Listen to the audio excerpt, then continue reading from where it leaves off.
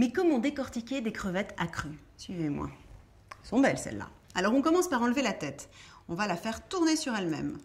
Elle se détache très facilement. Hop, on la met de côté.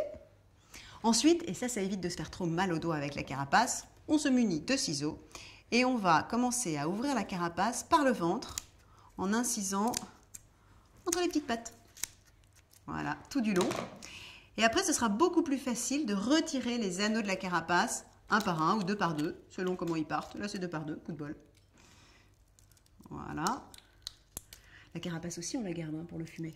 Rien ne se perd dans ma cuisine. Et pour que ça fasse plus joli, enfin moi je trouve, on garde la petite queue. On a presque fini. Il ne nous reste plus qu'à enlever ce qui est plus inesthétique que désagréable au goût, c'est-à-dire le boyau. Et pour ça, on se munit d'un petit couteau, genre couteau d'office, et on va entailler la partie haute du corps de la crevette. Et là, on n'a plus qu'à retirer ce petit boyau qui, normalement, si on tire dessus, part tout seul. Quick.